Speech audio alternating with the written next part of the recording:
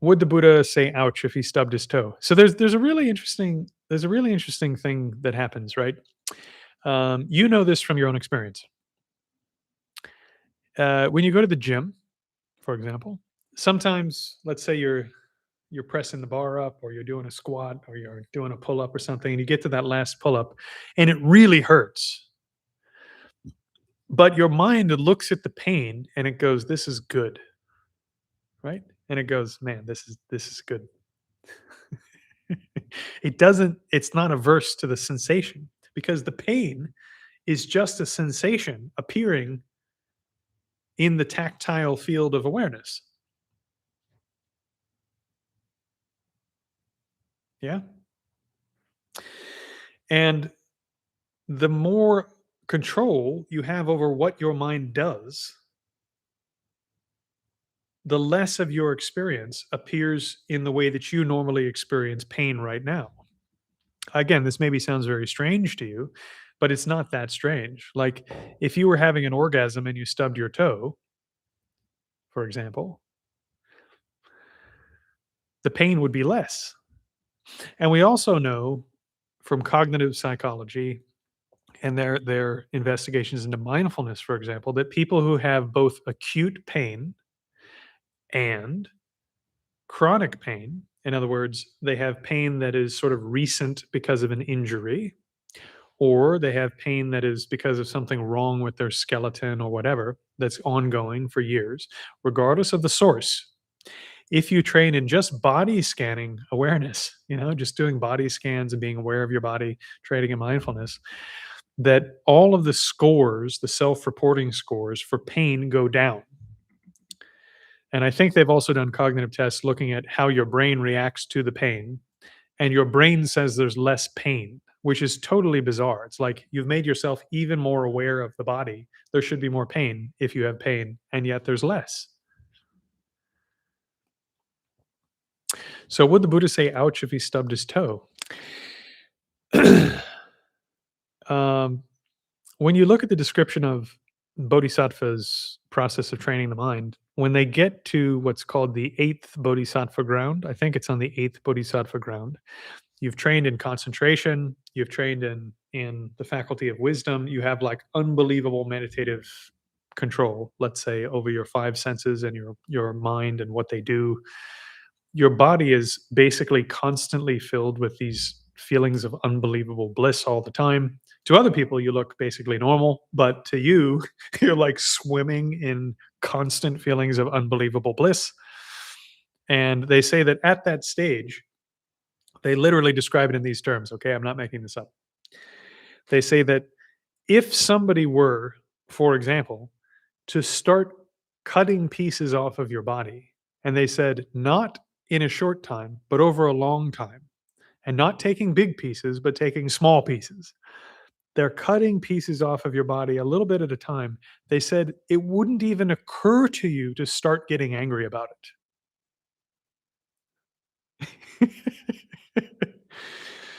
Okay. So to bring it all the way back down to the level, um, on more than one occasion, I've heard my teachers say for great meditators, current meditators, who have spent 3 years, 7 years, 10 years, whatever, in retreat, training their minds in concentration and doing these tantric practices that give you control of your nervous system and all of this stuff. That they have, in fact, seen them in occasions where they bump their funny bone or they stub their toe or whatever. And they said they just burst out laughing.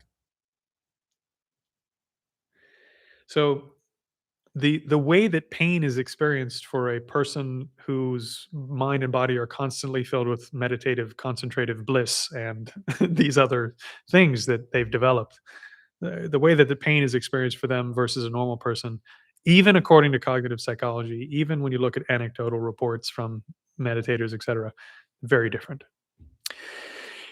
To bring it all the way back down to the level, I'll give you one of my experiences, not particularly profound, mind you, but noteworthy from my own experience.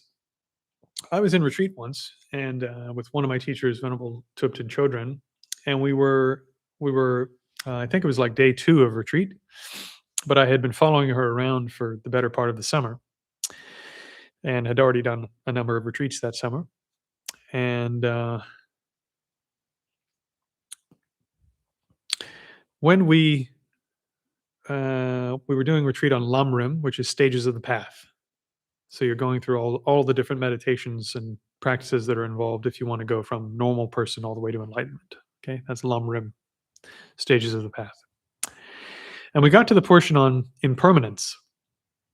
And I had already at that point, I think, studied impermanence for, I don't know, somewhere between 9 years and 12 years. I had spent a lot of time on it. I helped one of my teachers take a whole bunch of teachings that he had done on it and turn it into a book that got published. I mean, I had studied it in great detail.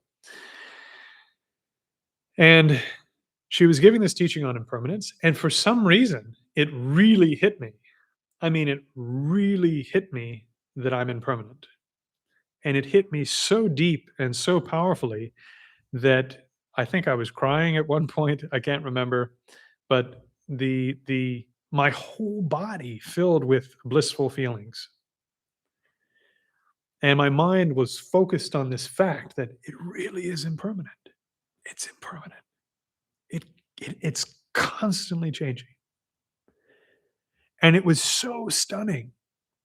And my mind filled with so much bliss and my body filled with so much bliss. I had no shoes on, and I left the meditation hall, and I was walking down a road with like gravel on it, and there was like pain on my feet, but it wasn't pain. And I don't know how to describe that to you, but like I knew that it shouldn't be comfortable, and yet it wasn't really pain, even though there was sensations there at the time that normally wouldn't be pleasant. And again, I don't quite know how to describe it to you. There were sensations there, but it wasn't pain in the normal sense of pain. And so when you're training in concentration and training in wisdom, something it changes in your nervous system so that the experiences you're having are not like they normally would be. um, so there's a kind of a long answer to a relatively simple question, but I'm trying to give you like some richness to the answer and not just be like, well, no, he wouldn't say that. You know, in reality, we know cognitive science, the pain is less. From personal experience, I'm telling you, it's less. And it's different. And from the anecdotes of other people interacting with great meditators, they've seen them get injuries and stuff and just burst out laughing. And then in the classical text, it also says when you gain some of these higher levels, you could suffer unbelievably atrocious torture and other things, and it wouldn't bother you at all. And it's not because you don't know what's happening or you're too stupid or you're like drunk on bliss or something. It's just that your nervous system doesn't work like a normal person's anymore. It works in a different way. Yeah. So, yeah, again, it's actually a really good question. You know, it's a very very good question to ask. Like, what happens to ordinary pain for people who do that kind of training?